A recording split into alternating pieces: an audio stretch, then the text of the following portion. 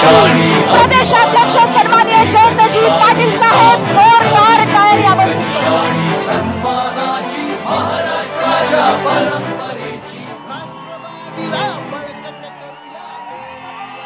आपल्या सर्वांचं दैवत आदरणीय शरद पवार साहेब, महाराष्ट्राचे माजी उपमुख्यमंत्री, या ठिकाणी मुद्दामून उपस्थित असणारे आदरणीय विजयसिंह दादा मोहिते पाटील, शेतकरी कामगार पक्षाचे आजच्या सभेचे आमचे पाहुणे म्हणूया जयंत पाटील, खासदार सुप्रियाताई सुळे, आपल्या देशाच्या राष्ट्रवादीच्या कार्याध्यक्षा फौजिया खान, अनिल देशमुख साहेब, अरे बस की बस, जितेंद्र आव्हाडजी, राजेश टोपेजी, आमदार बाळासाहेब पाटील, ज्यांनी अतिशय धडाडीनं आमची निवडणूक सातारची लढवली ते शशिकांत शिंदेजी, प्राजक्त तनपुरे, खासदार अमोल कोल्हेजी, खासदार अमर काळे, खासदार निलेश लंके, खासदार धैर्यशील मोहिते पाटील, खासदार सुरेश म्हात्रे, खासदार बजरंग बाप्पा सोनवणे, आपल्या सगळ्यांचे लाडके निलेश लंकेजी, आमदार अशोक पवार, आमदार रोहित पवार, सुनील भुसारा, मानसिंगराव नाईक, संदीप क्षीरसागर, रमेश बंग, उत्तमराव जानकर, श्रीराम पाटील, आपले दुसरे उमेदवार, सर्वच आजी माजी आमदार, सर्व सेलचे प्रदेशाध्यक्ष, सर्व जिल्हा अध्यक्ष, प्रांतिक पदाधिकारी, या जिल्ह्याचे अध्यक्ष राजेंद्र फाळके, संदीप वरके, अभिषेक कळमकर, या निमित्तानं उपस्थित असणारे दादा कळमकरांच्या पासून या जिल्ह्यातले सगळे पवार साहेबांना आयुष्यभर साथ देणारे निष्ठावंत आणि बंधू भगिनींनो, आज खरं म्हणजे राष्ट्रवादी काँग्रेस पक्षाचा वर्धापन दिन आहे। 10 जूनला मुंबईला शिवाजी पार्क मध्ये शिवतीर्थावर पवार साहेबांनी राष्ट्रवादी काँग्रेस पक्ष स्थापना करून पहिल्यांदा मेळावा घेतला।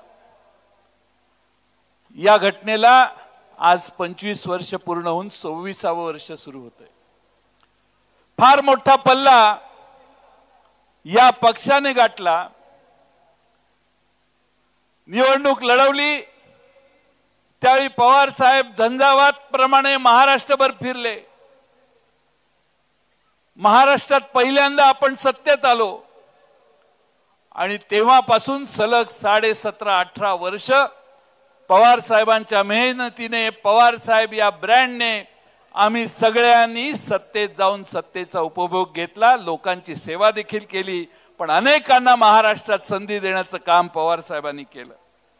आणि म्हणून आपल्या सर्वांना हा 15वा वर्धापन दिन फार 25वा वर्धापन दिन फार महत्त्वाचा आहे।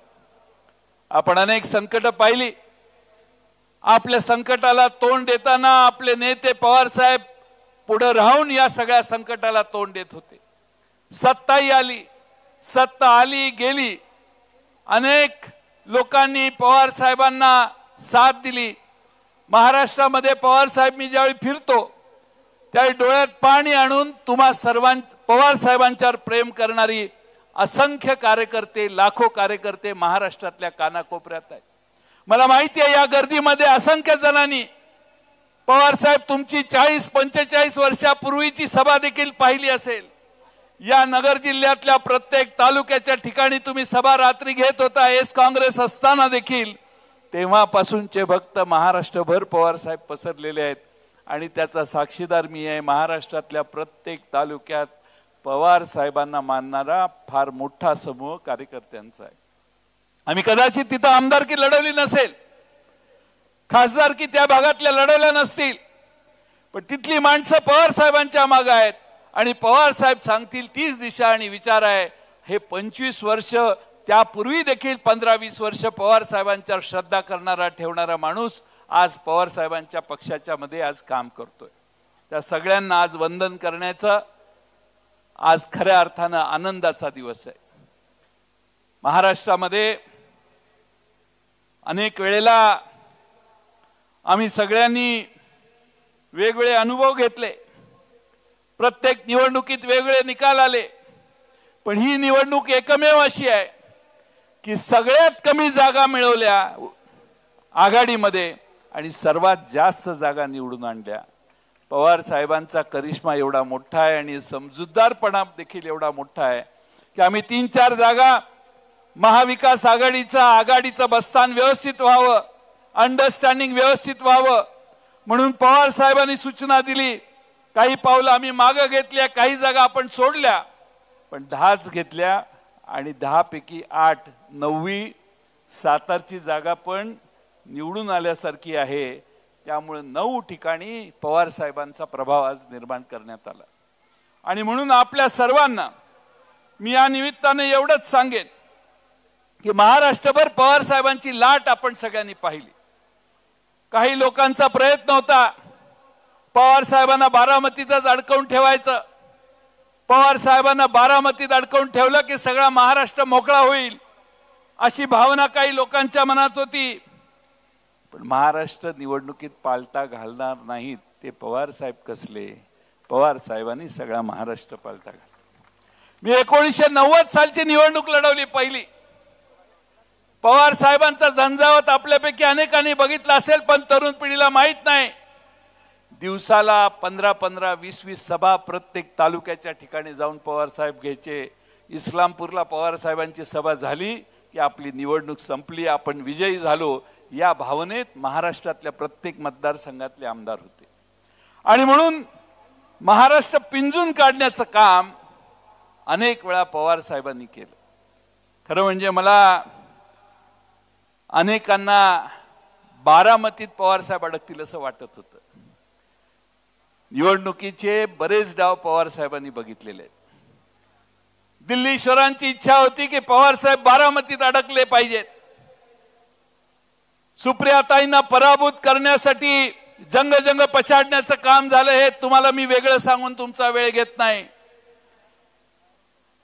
अमिताभ बच्चनच्या शहनशाह पिक्चर मधला एक डायलॉग आज मला आठवतोय. रिश्ते में तो हम तुम्हारे बाप लगते हैं, नाम है मेरा शरद पवार.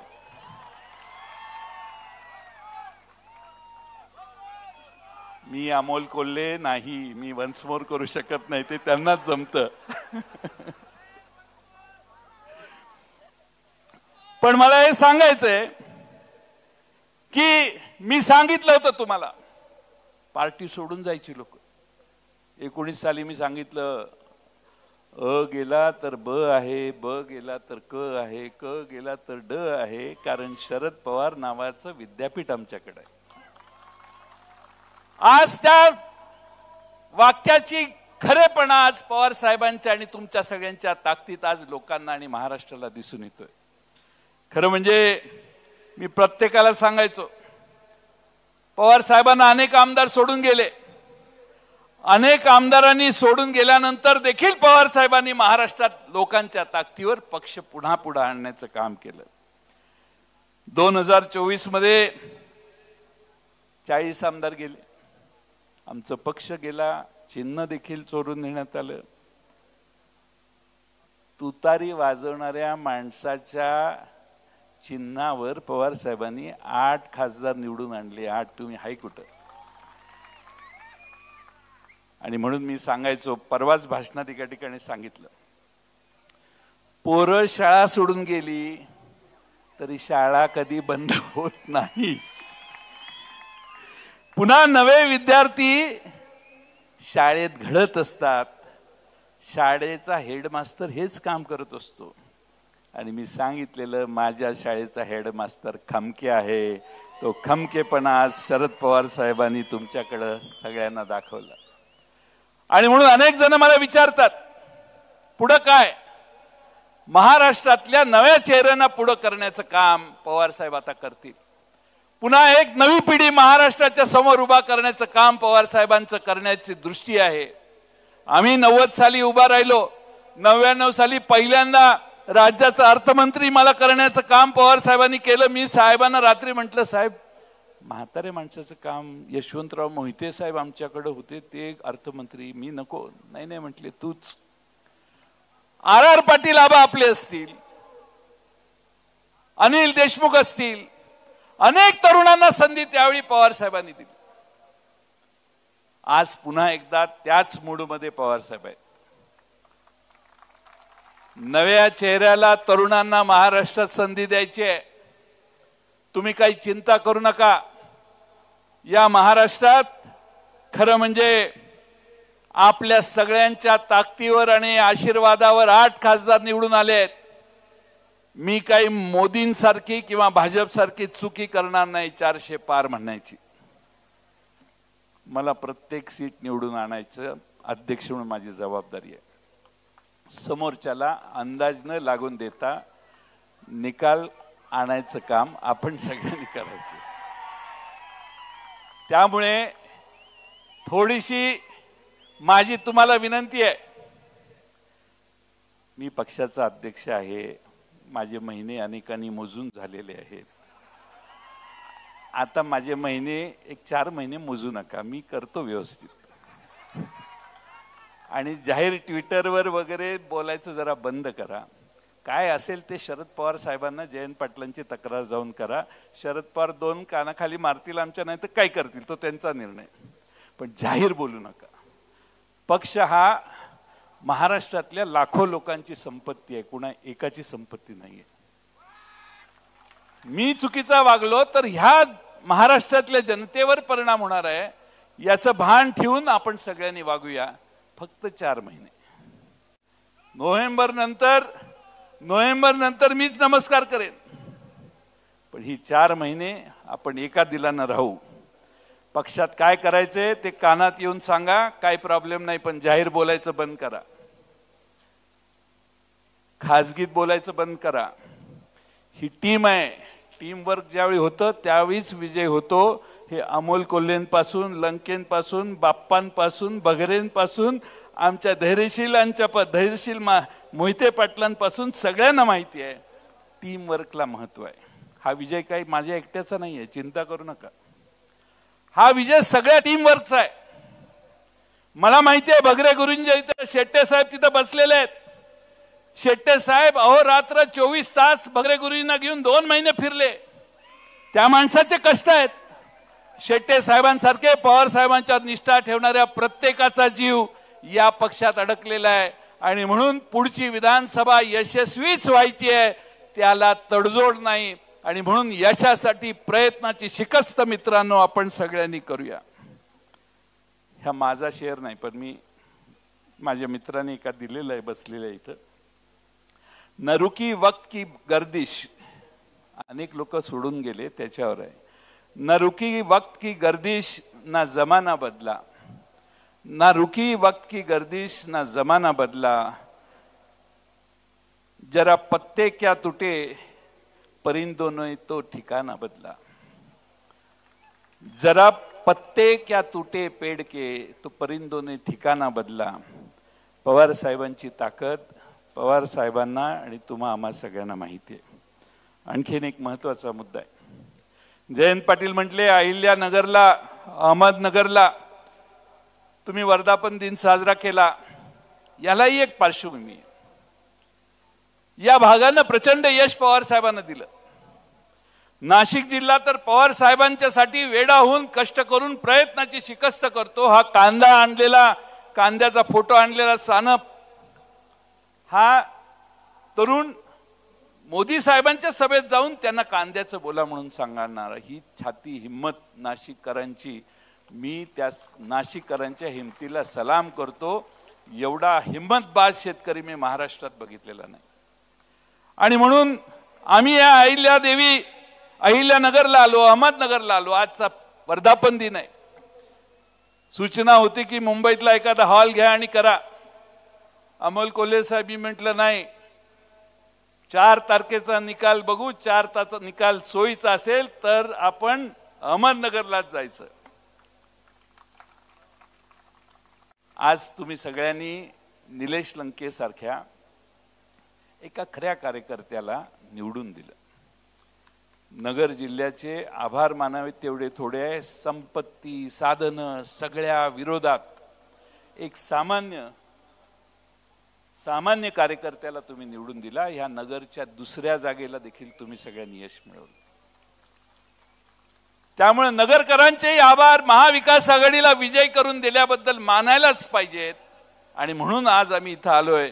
पण आणखीन त्याला दुसरी एक झालर आहे. पुण्यश्लोक अहिल्यादेवींचा जन्म चौंडीला झाला. फार तरुण वयात त्यांना पतींना गमवावं लागलं. राज्यकारभाराची धुरा त्यांच्यावर आली. आणि मग एक स्त्री राज्य करते आहे म्हणून त्या स्त्रीच्या राज्यावर लोकांनी आक्रमण करायला सुरुवात केली. पण पुण्यश्लोक अहिल्यादेवींनी ते सगळ्या लढाया यशस्वी केल्या. ते सगळे हल्ले परत केले. त्या कधी खचल्या नाहीत. कारभार अतिशय उत्तम केला. राज्यावरची सगळी आक्रमणं परतवून लावल्यानंतर पुण्याच्या पेशवा रघुनाथराव यांना होळकरांच्या दौलतीचा आणि राज्याचा लोभ सुटला. पेशवाईत होळकरांचं राज्य विलीन करायच्यासाठी पेशवा रघुनाथराव 50,000ची फौज घेऊन इंदोरवर चढाई करायला गेले. तेजस्विनी अहिल्यादेवी होळकरांनी न घाबरता एक खलिता पाठवून दिला रघुनाथराव होळकरांना. त्याचे शब्द वाचण्यासारखे आहेत. तुम्ही शांतपणाने ऐका. इथं का आलो ते तुम्हाला त्यातनं कळेल. त्यांनी लिहिलं, आपण माझे राज्य हिरावून घेण्याचे कपट रचून आलात. आमच्याकडील फितुरास गाठले. मला दुबळी समजलात की खुळी. दुःखात बुडालेल्यास अधिक बुडवावे हा तुमचा दुष्ट हेतू आहे. आता आपली गाठ रणांगणातच पडेल. माझ्याबरोबर युद्धात पारंगत असणाऱ्या स्त्रियांची फौज असेल.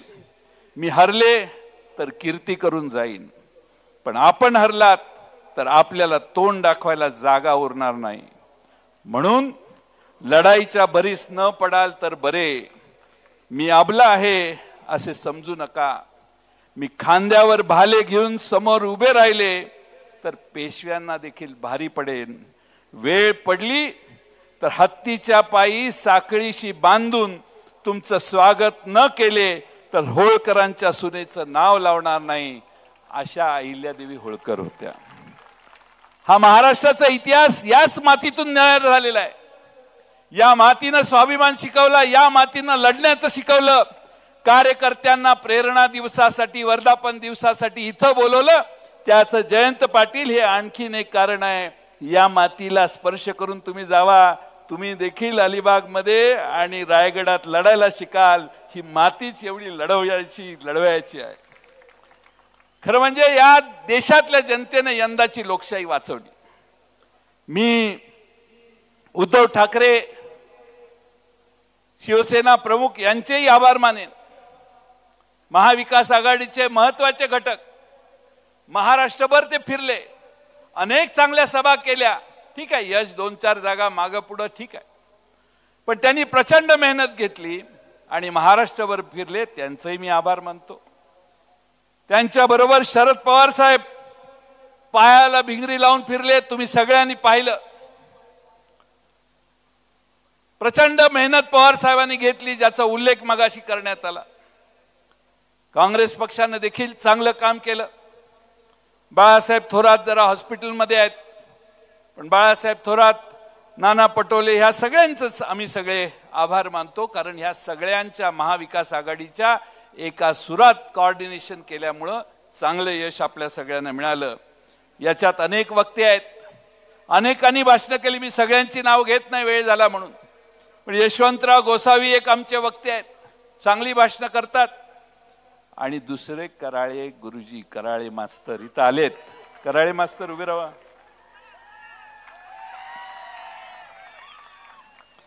शेतकऱ्यांचे प्रश्न आहेत. देशामध्ये नवं सरकार झालेलं आहे. पण त्यांची भिस्त कुणावर आहे? चंद्राबाबू नायडू आणि नितीश कुमारवर. थोडं गुगल करून चंद्राबाबू नायडूंचा इतिहास जरा बघा आणि नितीश कुमारांचा देखील इतिहास बघा. हे दोघं 5 वर्ष टिकतील असं कुणालाही देशात वाटत नाही. त्यामुळे या देशातले बेरोजगारीचे प्रश्न, अनेक प्रश्न आहेत. पण ह्या सगळ्या प्रश्नांवर लोकांनी आता निकाल दिलेला आहे. आता महाराष्ट्राचे प्रश्न घेऊन आपल्याला पुढे जायचं आहे. महाराष्ट्रातलं सरकार किती निकामी आहे हे आपल्याला लोकांच्या पुढे जाऊन मांडायचंय. फार अवघड नाही. लोकसभा जरा अवघड होती, पण विधानसभेत महाराष्ट्रातला सरकार सत्तेतून गेलं पाहिजे असं समजणारी 60 ते 65 ते 67% माणसं महाराष्ट्रात आहेत. हे मित्रांनो विसरू नका. आज सगळ्याच खासदारांचा सत्कार झाला. त्या 2 संसद रत्न पुन्हा निवडून आले आमचे, अमोल कोल्हेजी आणि सुप्रियाताई. संसद रत्न मिळाले म्हणून तुमच्यावर टीका. तुम्ही दोघं पुन्हा निवडून आला. अहो, संसद रत्न कसा असतो हे कळण्यासाठी ते बारणे तिकडचे ते पण निवडून आले. त्यामुळं संसद रत्नाला किती महत्व आहे. आणि सुप्रियाताईंनी फार मोठी घोषणा केली, उरलेले 6 जणांना संसद रत्न मिळायला लागेल. तिथं बाप्पा बसावं लागतं दिवसभर, फेविकॉल घेऊन जावं लागेल, मामा तिथं बसावं लागेल, बगरे सर असतील, बाप्पा असतील, निलेश लंके असतील, सगळ्यांना संसद रत्न मिळवून देण्यात मिळालं पाहिजे हा आग्रह. याचा थोडक्यात अर्थ काय तर आमचे खासदार आदर्शपणाने काम करतील. आज धैर्यशील मोहिते पाटील इथं आलेत. मी विजयदादांचं अभिनंदन करेन की विजयसिंह मोहिते पाटलांच्या घराण्याने एकत्रित बसून निर्णय घेतला, काय पडेल ते पडेल, पवार साहेबांच्या बरोबरच आपण निवडणूक लढायची आणि त्यांच्या बरोबरच उभं राहायचं. आणि म्हणून विजयदादांना मुद्दामून मी निमंत्रित केलंय. विजयदादांचा सत्कार याच्यानंतर आम्ही करणार आहे माझ्या भाषणानंतर. पण धैर्यशील मोहिते पाटलांचं अभिनंदन. अतिशय सुंदर निवडणूक त्यांनी लढवली. त्याच्याबरोबर आमचे अमर काळेंनी आपली माहिती थोडक्यात सांगितली, किती कमी दिवसात अमर काळेजी खासदार झाले. आता विदर्भात एक नवा चेहरा, अनिल बाबू देशमुखांच्या बरोबर एक नवा चेहरा आम्हाला विदर्भाचं नेतृत्व करायला मिळतो, याचा आम्हा सगळ्यांना आनंद आहे. त्याचबरोबर आमच्या सगळ्याच भास्कर भगरेंचं कौतुक केलं पाहिजे. साधी माणसं, तुम्ही हे डोक्यातनं काढा, तुम्ही हे डोक्यातनं काढा. 2 मिनिटं. अरे बोलू दे बाळ, ए बाळ, ए बाळ. भगरे, तुम्ही प्रत्येकाला काय वाटतं निवडणूक असली, पैसा असला की निवडणूक होते. पैसा नसला तरी निवडणूक कशी होते हे भगरे सरांनी दाखवून दिलेलं आहे. लोक त्यांच्या मागे उभा राहिली. त्यामुळे त्यांचं बाळ्या मामा मात्रे, भिवंडीची सीट आम्हाला आघाडीत जरा उशिरा मिळाली, बाळ्या मामांना जरा कमी वेळ मिळाला, पण बाळ्या मामांनी जिद्दीनं निवडणूक लढवली. त्यांचं अभिनंदन. बजरंग बाप्पा, तुमचं कौतुक किती करावं तेवढं थोडं आहे. सगळे मला सांगायचे नाही पार्टीत जे आहेत त्यांचंच झालं पाहिजे. मी म्हटलं निवडून आला तर ह्योच बाबा निवडून येईल, दुसरा कोणी येणार नाही. आज बजरंग बाप्पांनी मोठा विजय मिळवला. बजरंग बाप्पांच्या सभागृह बीडमध्ये सांगितलेलं, बीडला कायम दुष्काळ 5वीला पुजलेला आहे. बीड मधली जनता कष्ट करणारी जनता आहे. कष्ट करून त्या जिल्ह्यातल्या जनतेनं दुसऱ्यांच्या शेतात जाऊन दुसऱ्यांचे ऊस तोडण्यापासून प्रचंड कष्ट त्या जिल्ह्याने गेले 50-60 वर्ष केलेली आहे. आता बाप्पा निवडून आले, बीडचं परिवर्तन करण्याची संधी आपल्या सगळ्यांना मिळालेली आहे. 3-4 महिन्यानं आपलं सरकार येईल याची मला पूर्ण खात्री आहे. मी बीडच्या जनतेला आश्वासन देऊन आलोय की सरकार आल्यानंतर बाप्पाला घेऊन या बीड जिल्ह्यासाठी पाण्याची उपलब्धी करून सगळा बीड जिल्हा सुकलाम सुफलाम करण्याचं काम आम्ही सगळे करून दाखवू. हे वचन आम्ही बाबांच्या जाहीर सभेत दिलेलं आहे, बाप्पांच्या जाहीर सभेत दिलेलं आहे. आणि शेवटचे आमचे निलेश लंके, मी काय तुम्हाला सांगायची गरज नाही. निलेश लंके कुठे गेले?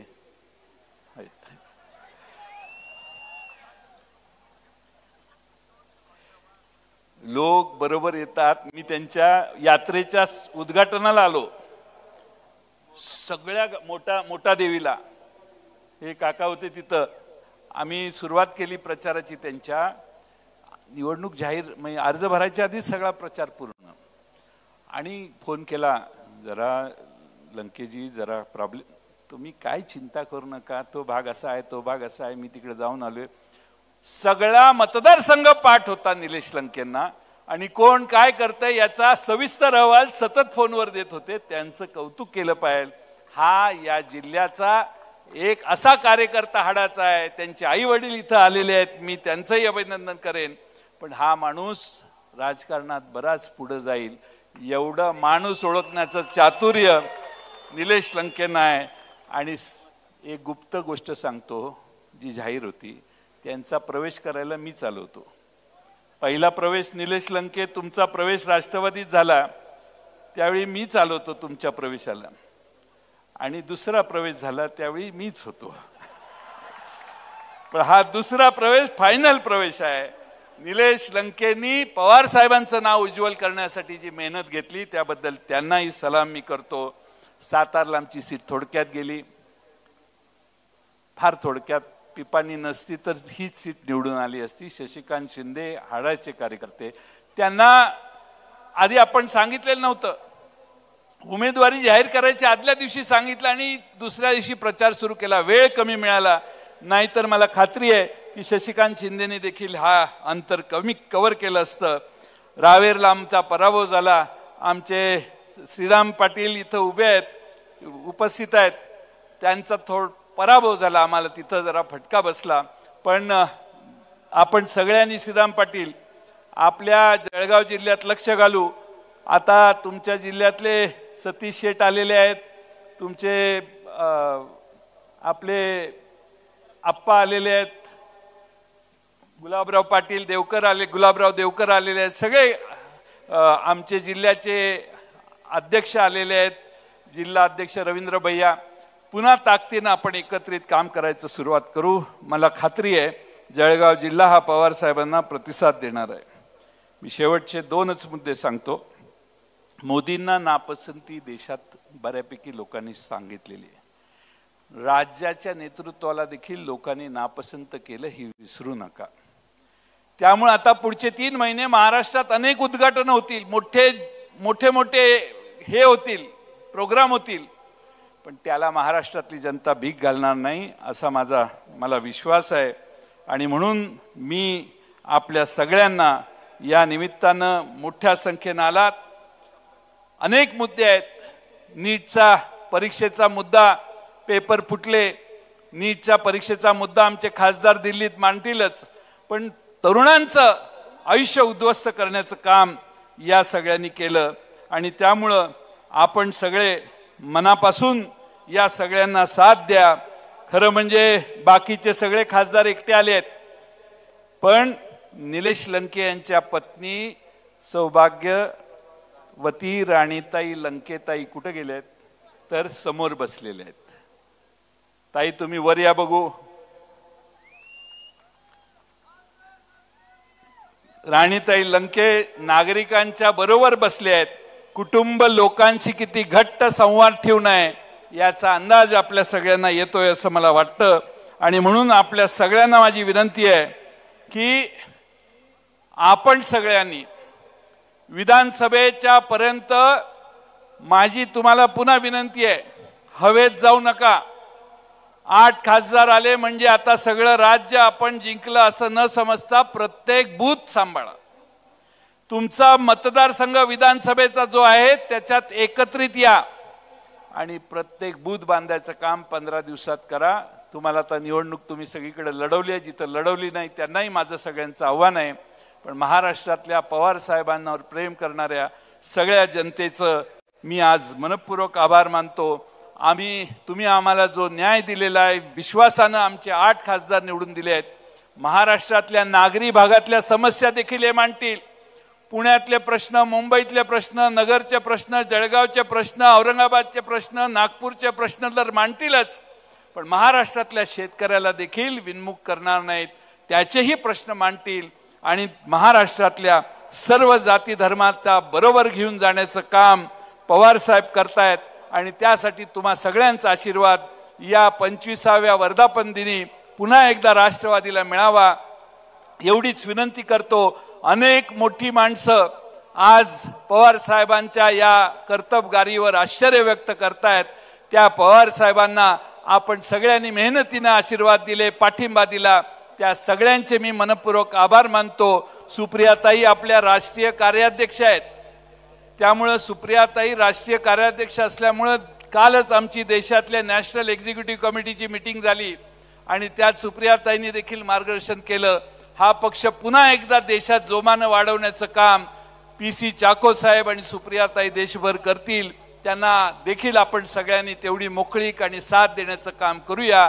पुन्हा एकदा आपल्या सगळ्यांना, महाराष्ट्रातल्या कानाकोपऱ्यातून आलेल्या सगळ्या पदाधिकाऱ्यांना, नाशिक, नगर, बीड, पुणे जिल्ह्यातल्या सगळ्याच नागरिकांना, कार्यकर्त्यांना, औरंगाबाद जिल्ह्यातल्या आणि महाराष्ट्रातल्या सगळ्या, एखादा जिल्हा राहिला असेल सांगली, सातारा, कोल्हापूर तर माफी मागतो, त्या सगळ्या महाराष्ट्रातल्या उस्मानाबाद पासून ते अगदी चंद्रपूर पासून गडचिरोली पासून लोक इथं आलेली आहेत, त्या सगळ्या कार्यकर्त्यांचं मनपूर्वक अभिनंदन करतो, आभार मानतो आणि ही विजयाची पताका पुढे विधानसभेपर्यंत पूर्ण ताकदीने पुढे नेऊ एवढाच विश्वास या निमित्ताने व्यक्त करतो आणि मी माझे 2 शब्द पूर्ण करतो।